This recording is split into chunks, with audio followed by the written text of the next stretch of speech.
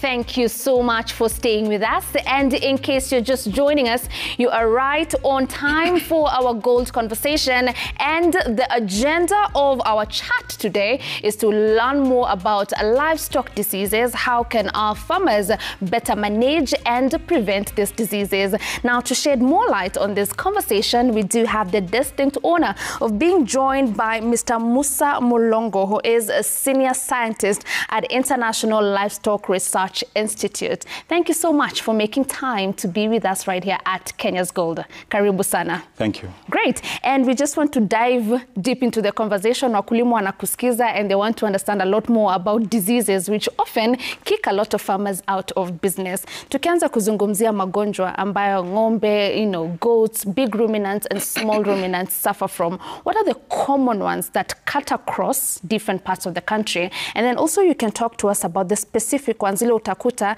this particular area is more prone to this than a particular area. Please shed more light on those two categories. Asante sana. Kwanza kabisa ningependa kuwashukuru kweli kuweza kunialika kuja kuzungumza nanyi. At the International Livestock Research Institute, our business is to look for innovations that improve the productivity of our livestock, milk, meat, na mambo kama hayo. Kwa hivyo mkituita hivi kuja kuzungumza na wakulima hivi, tunafurahi sana kuweza kubadilishana mawazo nao and also to talk about what we do. So coming back to your question kuhusu magonjwa ya ng'ombe, kuna magonjwa ya ng'ombe mengi sana. Nikianza na ya ng'ombe alafu nitataja kidogo ya mbuzi. But for cattle, the major ones, the ones that are cross-cutting, we have foot and mouth disease, which is a viral disease of cattle. We have contagious bovine pleuropneumonia. We have East Coast fever. Those are the three, in fact, major killers of animals, of livestock in Kenya. And then for goats, we have contagious caprine pleuropneumonia. And then we have peste petite ruminant, which is really a French term for a bacterial disease, a viral disease of goats. Right. Those are the most widespread. If you talk about localities, different regions within the country, these diseases will depend on production systems, animal husbandry practices, jinsi ambavyo ng'ombe wanachanganyana maybe wakati wanaenda kuuzwa au wakati wa dip. So if you look at the pastoral areas, you will find those diseases that are more common when many animals come together and mix. Contagious bovine pneumonia will be one of them. Contagious caprine pneumonia in goats would be another one. But then if you go to other areas like the Rift Valley right now, you have outbreaks of foot and mouth disease. Right. You'll find those ones more in dairy production systems. And so it really depends on animal husbandry practices as well as weather. Kuna magonjwa mengine kama Rift Valley fever ambayo hutokea after a drought, alafu mvua inanyesha, alafu wale mbu ambao wanaeneza hayo magonjwa wanakuja, and then you have an increase in those diseases. Great. Thank you for that. Katika sentence yako wakati maelezo yote unazungumza umetaja pneumonia mara 2. Inaonekana ni ugonjwa hatari sana unakuta wa mifugo, ng'ombe, mbuzi, kondoo. Ni kipi ambacho kinachangia sana kutokea hivyo, na tufanyeje ili kukabili kuhusiana na masuala ya pneumonia kwa mifugo wetu? Asante. Magonjwa ya pneumonia kwa ng'ombe mara nyingi ni bakteria. Na kila ambacho kinachangia sana hiyo ni jinsi ambavyo ng'ombe wamewekwa. Ukiweka ng'ombe wengi pamoja, wanapumua kwa karibu zaidi. Alafu it gets worse when it rains. And so the air is heavy with the aerosols. And so what happens is that you have all these droplets and you have all this breathing interactions as they eat together. And so pneumonia will most likely spread around when it is cold and when you have heavy droplets in the air, because the transmission is mainly through droplets as one animal breathes and then infects the others. All right. Yes. So now, when you were also talking about some of the common diseases that cut across whichever part of the country that you are in, you mentioned East Coast fever. And I'd like to know, from the work that is being done at ILRI and different research experts, are we coming up with new vaccines or new treatment models? Kwa sababu utakuta kuna mkulima ambaye tulikuwa tunazungumza na yeye na alikuwa anasema, for example, East Coast fever, which causes a lot of mortality in Kenya, imekuwa ni kama ngumu sana to deal with it, and even the vaccine that is there for East Coast fever is not very effective in the long run. So are there plans to come up with, you know, vaccines that help to cater for these diseases that are becoming quite stubborn to our farmers? Kuzungumzia East Coast fever specifically, jinsi ambavyo umeuliza, there is a vaccine for East Coast fever. There is a good vaccine for East Coast fever. Right. In fact, among all the diseases I've mentioned, East Coast fever has what we would call the best vaccine. The challenge is that the East Coast fever vaccine is really not a vaccine, although we call it a vaccine. It is an infection and treatment process.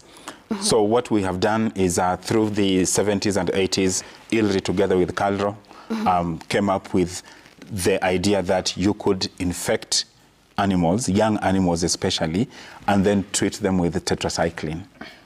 And what happens is that tetracycline controls the infection, and then the immunity of the animal takes over. And so you're basically giving the animal time to develop immunity against the pathogen. So the challenge with East Coast fever is that while that is a really, really good and effective vaccine, shida ni kwamba handling it and taking it to farmers inahitaji hiyo vaccine iwekwa kwa very low temperatures up to -80 degrees, in fact in liquid nitrogen. And that is not the same with other vaccines? That is not the same with most other vaccines. Other vaccines will be kept at 20 degrees, 4 degrees, because they undergo a process called lyophilization, where they are put in powder form and then they are diluted before the injection. Right. But for this particular one, they are live parasites. We have to keep them alive. That is where the potency or the effect comes from. And so we have to keep them at those very low temperatures in straws, in fact, and we put them in liquid nitrogen, go to wherever we are going, kama ni Narok, kama ni Isiolo, kama ni wapi, halafu tuzitoe. You will have 40 to 100 doses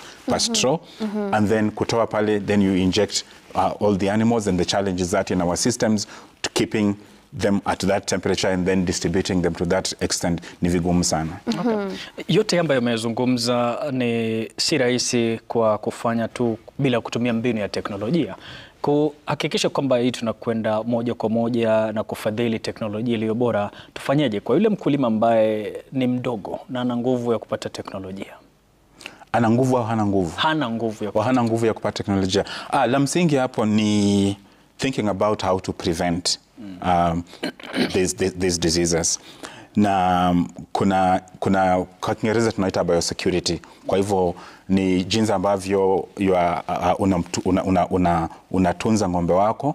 For example, unaenda kule sokoni, unamnunua ng'ombe, hujui alitoka wapi, hujui alikuwa na magonjwa gani, ndama tu ile mdogo, hujui mamake alikuwa amempa ugonjwa gani, unamleta tu nyumbani, unaanza kumtunza, and then you keep that animal, kumbe the animal was carrying some disease. So what you need to do is just to be clear on the history of the animals that you buy. If you have animals giving birth nyumbani kwako, ensure that you have a vet nearby, atakuadvise around which vaccines to give, kama hiyo huo ugonjwa uko na vaccines. For the example, for East Coast fever, it's caused by ticks basically. The ticks wamebeba those parasites basically. So it is tick-borne. And so if you spray your animal on time, where there are dipping facilities, if you do that, then you reduce the potential for your animals getting sick. And those are the preventive measures that a farmer needs to take in order to make sure that they are not dealing with these diseases. I just want to, very quickly, Mr. Musa, tell me, if I'm vaccinating, are there scenarios whereby vaccinate alafu pengine ka backfire? There was a mistake that happened somewhere, either from the supplier side, mahali vaccine imetoka, ama from a practice ambayo mkulima alifanya, and then the vaccine ends up not being as effective as it's meant to be. Do those scenarios occur? Yes, and it is one of those difficult things to figure out what happens when you vaccinate an animal and you do not see the effect that you expected. Kwanza kabisa, that's part of the work that we do actually at ILRI. We are working with producers, manufacturers kama Kevevapi na wengine all over across Africa to look at quality control of vaccines. So we basically look at, after they have produced the vaccine, how is the vaccine handled until it reaches the farmer. Kwa hivyo, it is a question for research. You could have maybe umetengeneza hiyo vaccine, you don't keep it well, unaiweka maybe karibu jikoni, karibu na moto, you keep it in a fridge that does not keep temperature at -4 degrees, for example. Yule ambaye ana vaccinate maybe is not well trained. So there are several factors that would be responsible for that. Kwa hivyo, katika hizo value chains zote, we will need to find out what exactly happened, and so it will differ from vaccine to vaccine, case to case, and that is part of why we are there to be able to support processes like that. Inafurahisha kusikiliza kutoka kwako, na bila shaka mtazamaji, tunaendelea kumuuliza Musa Mulongo ambaye yeye ni anafanya uhakiki katika ILRI kuhakikisha kwamba unapata masomo ambayo yanahitajika, lakini moja kwa moja ni kupokeze kwa Ngina ambaye atatupatia kuhusiana na udhamini wa benki ya cooperative. Kwa Ngina. Right, a great conversation that we are having here in studio with Musa Mulongo, who is a senior scientist from International Livestock Research Institute. Later on in the program, he's going to be talking to us about the issue whereby our farmers are overly relying on antibiotics. How can we reduce that dependency? But before we get into that, let us have that conversation that we always do have with our farmers right here on the program, giving you tips on what you need to do to make sure that you are growing in the agricultural sector. Please, dear farmer, kama wewe ni livestock farmer, dairy farmer, make sure that you are part of a cooperative society. Join hands with other farmers, kwa sababu ukiwa kwa cooperative society, you do stand a higher chance of getting financial support from various financial institutions like the cooperative bank. In your cooperative society as well, you get professional agronomists to come and train you on smart farming practices. You also get a better market for your produce at the end of the season. Remember, when you aggregate your produce kwa your society yenyu mkiwa wakulima wengi, it means you're able to satisfy a larger market, and also you have a better negotiating power because you do have your produce at bulk. So dear farmer, usifanye vitu peke yako, join hands with other farmers and be part of a cooperative society. Also, make sure that you are taking advantage of the various credit solutions that are offered by the cooperative bank. Right now, wakulima wengi wako katika ile harakati ya kupanda. We are planting our different crops. Kwa hivyo, what we need is seeds, fertilizers, our seedlings, and probably hauna pesa ya kutosha vile ulikuwa unatarajia. Well, you do not have to panic. Haufai kuchelewa with your planting, because cooperative bank is offering a credit solutions like a working capital loan. This loan is given to either an individual farmer or a farmer in a cooperative society for the purpose of buying quality farm input. So make sure that you are taking advantage of this loan during this planting season. So we are taking our second break right now, but do stay with us, because when we come back, hiyo masuala ya kutumia antibiotics sana, wakulima wanatumia antibiotics sana, si ndio? Oh yeah, we need to tackle it when we come back from this break.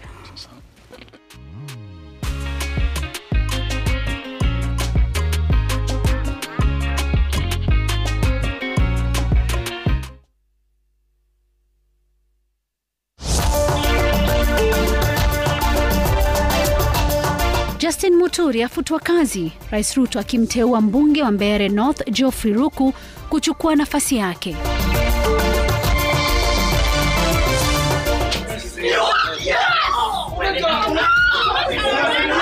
Ghadhabu za ulaghai, vijana wavamia ofisi za wakala wa shirika moja la usafiri wakidai kurejeshewa pesa walizolipa ili kupata ajira ughaibuni. That request has since been honored. The $1 million has been paid and the Kenyan will return home safe. Afueni kwa Stephen Munyaho aliyehukumiwa kifo Saudi Arabia, jamii ya Waislamu ikilipa shilingi milioni 129 kuafikia uhuru wake. Kwenye makala ya kilimo biashara, tunaangazia matumizi ya maganda ya mpunga kuboresha rutuba ya udongo huko Kirinyaga.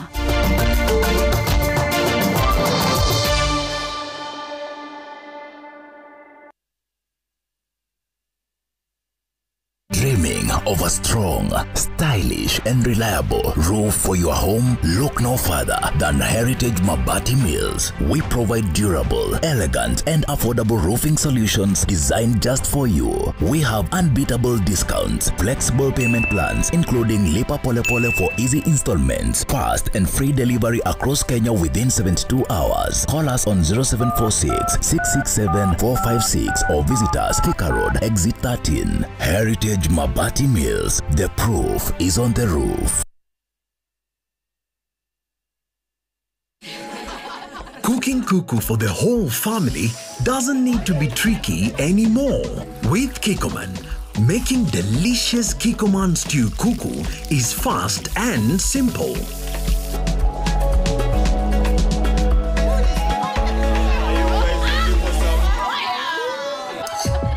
Kuku stew ikiwa tamu, get together ni fiti.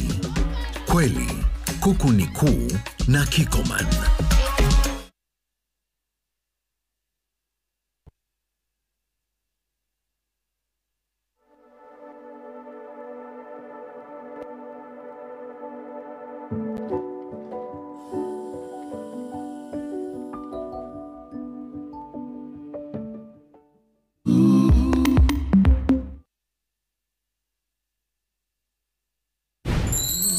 Mankuli ya Ramadhani. Chemsha nyama kwenye sufuria na uongeze nusu ya viungo, saumu na tangawizi. Chemsha hadi nyama iwe laini. Maji yakikauka, ongeza mafuta na ukaange nyama. Ongeza kitunguu, koroga na uache iive. Ongeza nyanya, maji na mchele. Punguza moto kiasi na ufunike. Andaa na kachumbari.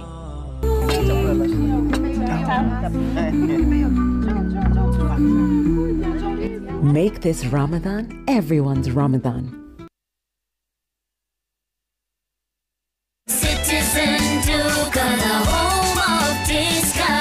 Msimu huu wa Ramadhan, save pakubwa na Citizen Duka, the home of discounts. Pata tende 500 grams kwa shilingi 289 kutoka 375, 2 kgs basmati rice kwa 589 badala 746, 2 kg ya unga wa ngano kwa 149 kutoka 171 na 500 ml maziwa kwa shilingi 45 badala ya 49. Kununua bidhaa hizi, dial *487*5 hash, chagua bidhaa unayoitaka, lipa na uchukue bidhaa hizi kwenye Quickmart supermarket karibu nawe na uenjoy kusave. Citizen Duka, the home of discount.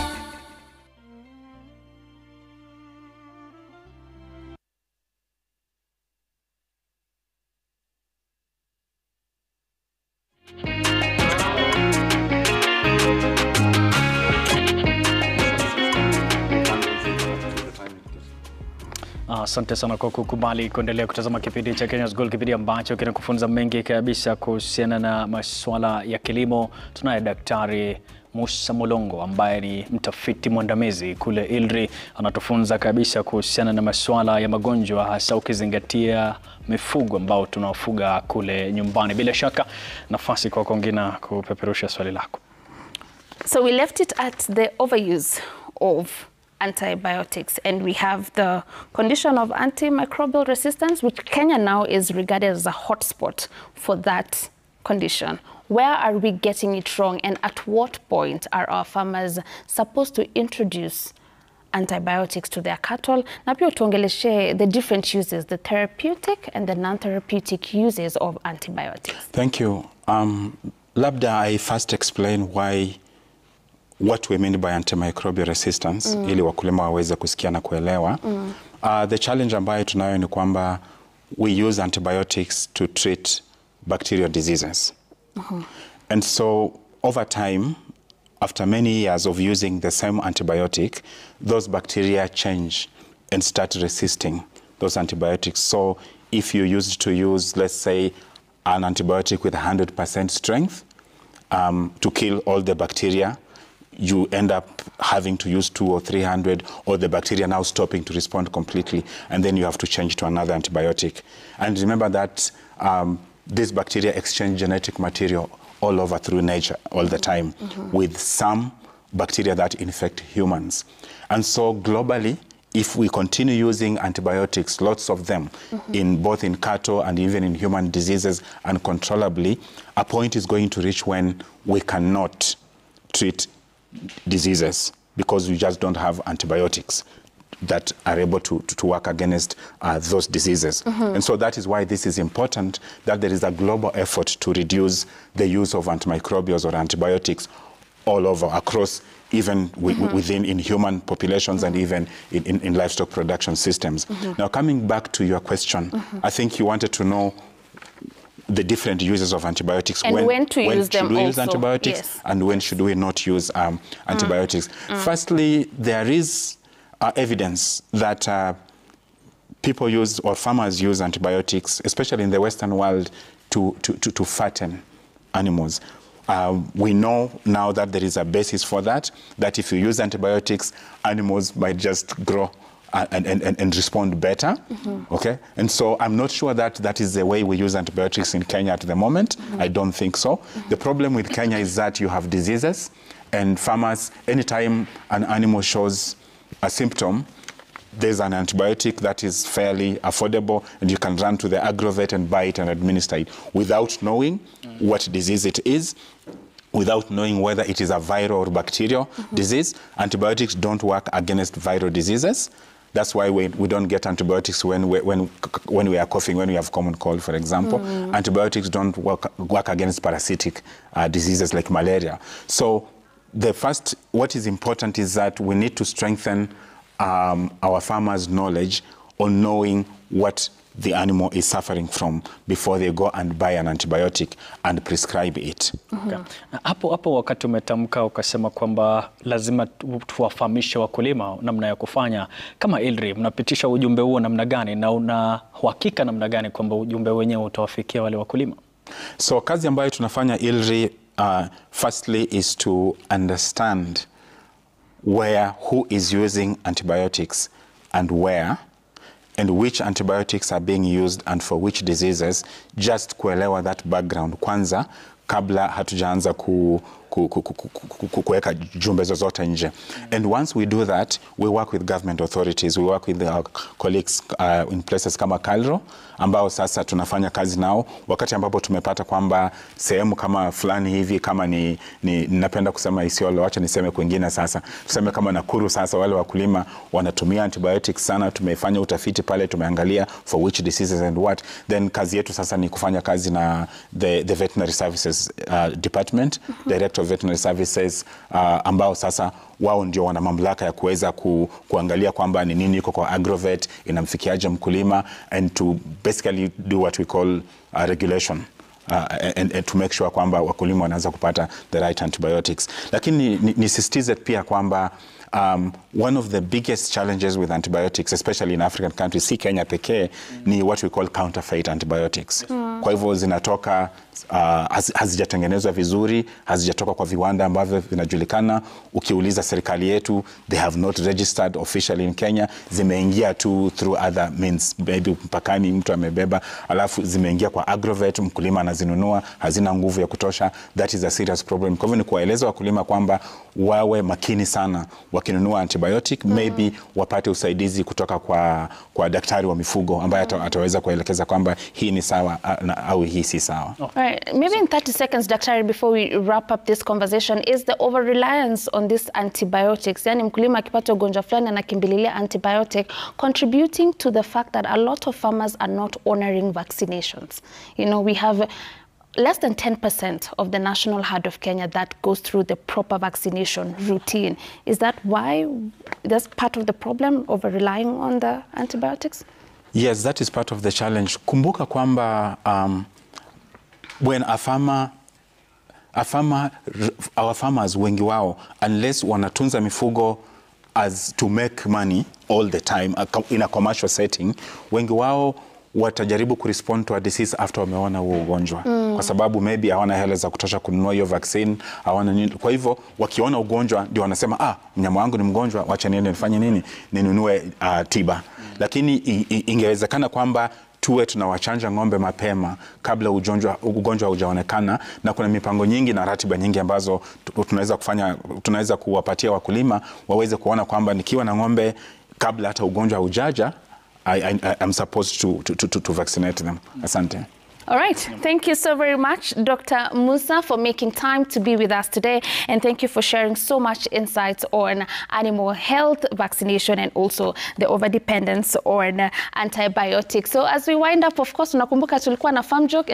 Terer, umefikiria swali, daktari? The question that we were asking, kwa sababu we've been dealing with diseases and medicine today, we were asking, why was the paracetamol taken to prison? Why did they take the paracetamol to prison? You have like 1 second. Mimi nadhani kwamba ni kwa sababu wale wafungwa pale wanasumbua sana, sasa wanapewa hii dawa waweze kutulia. Kwa sababu ni mall anaseti mtu. Gosh, it's so easy. Don't overthink it, because a paracetamol is a pain killer. Sijawahi simjinga hivyo lakini yeah, it killed somebody.